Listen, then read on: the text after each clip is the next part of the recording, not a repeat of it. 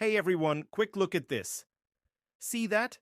Almost 98% of you watching aren't subscribed yet. Subscribing is the best way to not miss any new infidelity stories and support what we do here. It's free and it makes a huge difference. Hit that subscribe button below. Okay, now to today's story. Listen, please. I gotta tell someone this. It's been eating me up inside, like a bad tummy ache that just won't quit. Ain't easy to say, and I ain't proud, not one bit. But if I don't get it out, I might just, well, don't want to think about it. It started with something dumb, something I should have laughed off, but it didn't go that way. Not at all. I'm a teacher, been teaching English and stuff for a good while now. Thought I seen it all, you know? Kids being kids, school, drama. But this was different.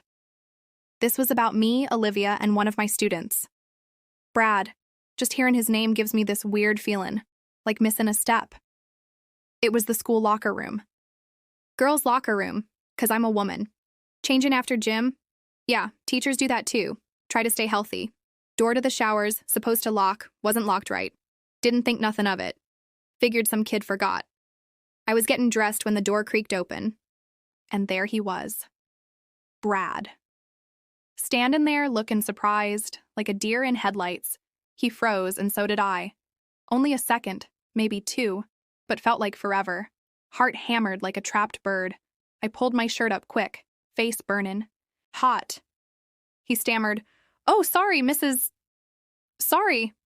And then he was gone, quick as a flash. You'd think that'd be it, right? Awkward moment, move on. But for me, it wasn't. Something shifted. Something I hadn't felt in, Lord, maybe ever. Wasn't just embarrassment, though plenty of that. It was something else. Made my stomach flip and cheeks flush thinking about it. And trust me, I thought about it a lot. More than I shoulda. Before that, Brad was just another student. Smart kid, always had his hand up. Seemed like a good kid, respectful. Never looked at him like that. He was just a kid. But after the locker room, like a switch flipped. Started noticing things. The way his hair fell when reading. The way he'd smile getting a tricky concept. Stupid stuff, really. Things I wouldn't normally notice. Tried to ignore it. Of course. Grown woman, professional. He's a student. Wrong, plain and simple. Head knew that, but my insides said different. Like a seed planted, kept growing roots. I'd catch myself looking at him, then snap out of it, feeling ashamed. What was wrong with me? Taught for years, always professional, kept my distance. This was new and scary. Felt all twisted up inside, like a knot. Trouble sleeping, mind racing with thoughts I shouldn't have. Like living two lives. Mrs. Olivia Thompson, the teacher, and the one in my head where Brad was, well, complicated. Real complicated. Ain't easy to admit, makes me sound bad. But it's the truth. And the truth sometimes is ugly. School became this tightrope walk. Every time Brad was in class, my heart'd flutter. Tried to act normal, call on him like any other student. But inside I was a mess. Made excuses to be near him, like helping with a question after class, even when others needed help too. Looking back, it's embarrassing. Shoulda known better. Did know better.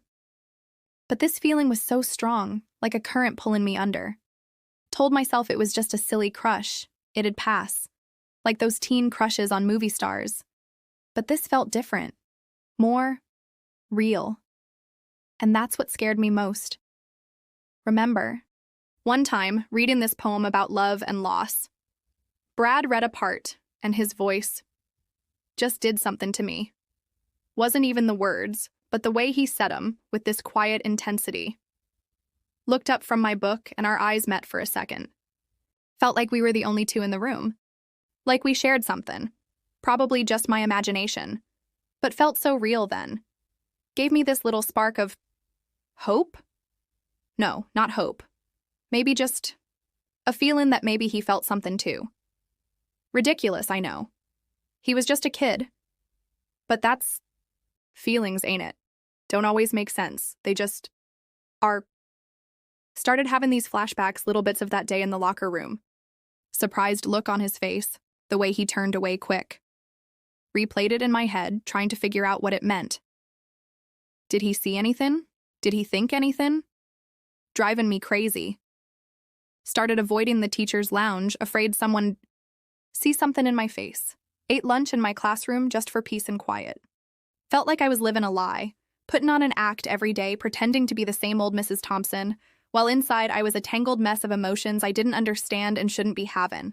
Exhausting, like carrying a heavy weight all the time.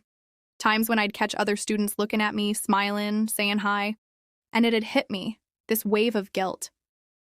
They trusted me. Their parents trusted me. And here I was, having these wrong feelings for one of them. Felt like such a betrayal, not just to them, but to myself. Always prided myself on being a good teacher. And now I felt like I was failing. Big time. Started questioning everything. Was I a bad person? Always been like this, just never realized it? Dark time. Felt so alone, even surrounded by people. Funny, ain't it? How you can be in a room full of folks and still feel like you're the only one there. That's how it was for me. Every single day. Just me and this secret, slowly eaten, me alive. And the worst part, didn't know how to make it stop. Felt trapped. Then came the day that changed everything. Day I crossed a line I shouldn't have. After school, last day before spring break. Most kids left. Brad was in my room, asking about an assignment he missed. Standing close, closer than usual, and I could smell his, well, just his youngness, you know? That clean smell teenagers have. Sounds silly now, but felt overwhelming then. Explaining something, pointing at his paper, and our hands brushed. Just a little touch. Nothing. Much, but sent this jolt through me, like touching a live wire. Looked up at him and he was looking at me. Something in his eyes. Don't know what. Maybe just my own messed up feelings looking back. But then I lost it. Everything I knew was right. Everything about being professional just vanished, like a dam broke inside me. Before I knew it, I leaned in and I kissed him. Quick, just a brush of the lips. But it was enough. Enough to break everything. Second it happened, I pulled back, face white with shock, his eyes wide, confused. Didn't say anything, just stood there staring like I'd grown two heads. Silence was deafening. Heart pounding so hard, thought it'd jump out. Then he mumbled something, about needing to go, and ran out the room. I just stood there, frozen, staring at the empty door. What had I done? What in God's name had I just done? Guilt hit me like a punch, instant, overwhelming, sank down in my chair, head in my hands, and just cried. Cried like I hadn't in years. Shame, regret, pure panic. My career, my name, everything I worked for. All in danger now. And for what? For a stupid moment of weakness. Stayed in that room a long time, just staring at the walls, trying to figure out what to do. How could I have been so stupid? So irresponsible? I knew the rules, knew the boundaries, and I'd just ignored them. Felt like I'd betrayed everyone. Brad, his folks, the school, my friends at work, and myself most of all. The trust people had in me, just threw it away. Horrible feeling. Worst in the world, maybe. Kept replaying the kiss, the look on Brad's face. Felt sick. Knew I had to do something. But what? What could I do to fix this? Damage was done, line crossed. No going back. That spring break was the longest week of my whole life, I swear. I barely slept a wink, and I could hardly eat a thing. All I could think about was what had happened back there in the classroom, and what was going to happen when school started. Up again. I kept imagining Brad telling someone, maybe his mom and dad, or another teacher he liked, or even Mr. Henderson himself. Just the thought of it made my blood run cold, like ice water in my veins. I pictured all sorts of bad things happening, like meetings with angry parents and folks from the school district, and everyone looking at me like I was some kind of monster. And you know what? Part of me felt like maybe they'd be right, too. I even thought about just running away, packing up all my stuff in the middle of the night and driving off somewhere where nobody knew my name. Starting over fresh, you know? But deep down, I knew that wasn't the answer. You can't just run away from your mistakes. They kind of follow you around like a shadow. I knew I had to face up to what I did, but the thought of it just felt like trying to climb a real tall mountain with no shoes on. It was terrifying. I kept going over and over in my head what I would say if someone asked me, how I would even begin to explain something so wrong. But there weren't no good explanations, not really. No way to make what I did seem any better than it was. It was just plain wrong, and I knew that in my heart. When school finally started up again, it felt like walking into one of them scary movies, you know? Like any minute something bad was gonna jump out at me. Every hallway seemed longer than usual, and my classroom felt like it had shrunk down to half its size. I tried my best to avoid looking at Brad, pretending I didn't see him if he was anywhere close by. But I could still feel him there, that awkward, heavy feeling hanging in the air whenever we were in the same room. It was like this invisible wall had popped up between us, made out of that stupid kiss and a whole mountain of feeling bad about it. The other students, they just seemed normal, laughing and joking with their friends, talking about what they did over the break. They didn't have no idea the mess that was going on inside my head. They still looked at me the same way they always had, with respect and trust in their eyes. And that, honestly, made the whole guilt thing even worse. It was like I was living this whole double life. Mrs. Thompson, the English teacher, on the outside, and this messed up person on the inside, hiding this big, awful secret. I noticed Brad seemed different too. He was a lot quieter in class than he used to be, didn't raise his hand as much to answer questions. He mostly just kept his head down and didn't make eye contact with me, which I gotta admit was probably for the best. But still, it made me feel bad. He was just a kid, and I was the grown-up, the one who was supposed to be looking out for him, not putting him in a situation like that. He probably didn't even know what to make of it all. He was probably just as awkward and uncomfortable as I was, maybe even more so. I thought about trying to talk to him, to at least say I was sorry for making things weird. But what could I even say? Hey, Brad, sorry I kissed you and now everything's all messed up. That didn't sound like it would help anything. It would probably just make things even worse for both of us. So, I mostly just kept my distance and tried my best to act like nothing out of the ordinary had happened, even though everything felt different now. The little connection we might have had in the classroom before, the easy way we used to talk about books and ideas, it was gone, just replaced by this real uncomfortable silence, this big unspoken thing hanging between us. It was a heavy price to pay, that's for sure. A price that both of us were going to have to pay for a good long while, I figured. Things went on like that for a while. Me trying to act normal, Brad being quiet, but knew it couldn't last forever. Guilt was eating me up inside. Couldn't sleep good, couldn't think straight. I was a mess, plain and simple. Knew I had to do something. Couldn't just keep pretending like nothing happened. Wasn't fair to Brad, and it sure wasn't fair to myself neither. So I made up my mind, a real hard decision.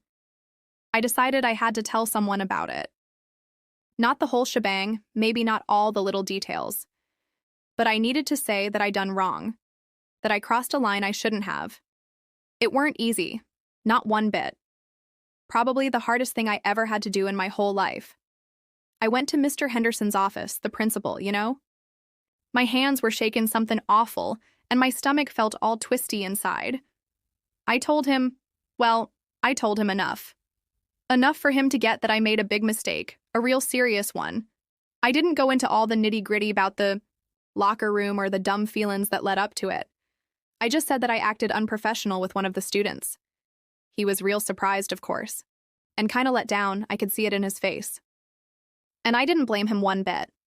I deserved him being disappointed. We talked for a good long while. He asked me some questions, and I tried to answer him honest as I could.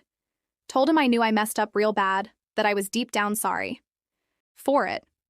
Told him I was ready to face whatever was coming my way. I knew I might lose my job, my whole career. And honestly, part of me felt like I deserved it. What I did was wrong, and there had to be some kind of, what they call consequences. After talking to Mr. Henderson, I felt, well, not exactly good, but maybe a little bit lighter, like a heavy weight had been took off my shoulders. The secret was out in the open now.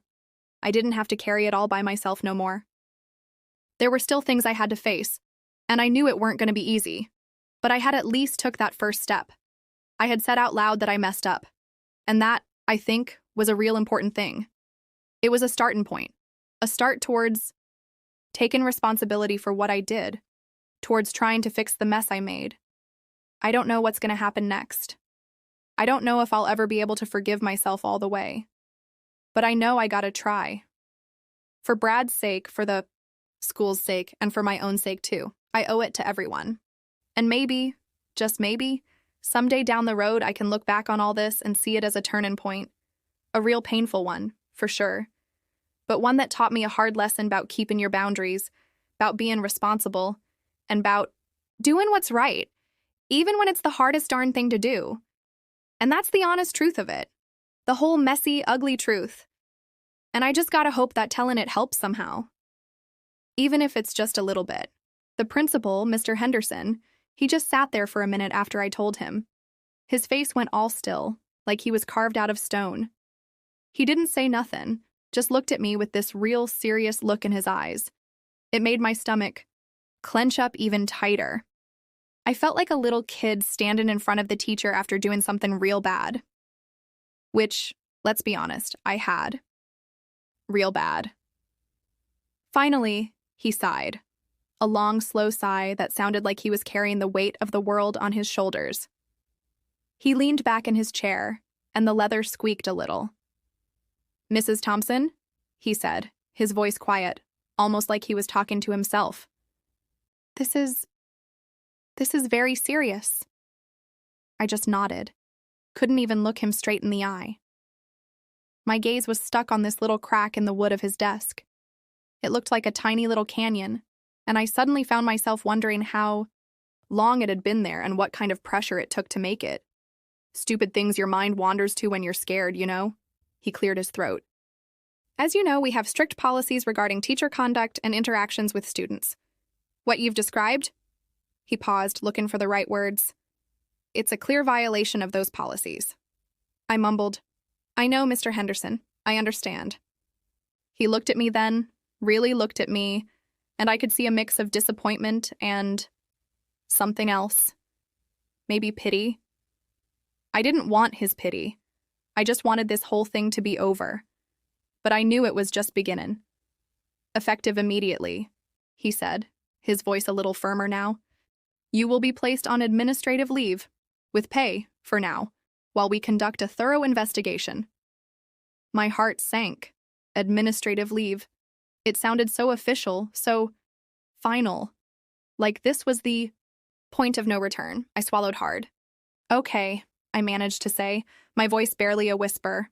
"You are not to have any contact with any students during this time," he continued. "That includes Brad, obviously, but also any other students at the school. Do you understand?" "Yes, sir," I said. "I understand."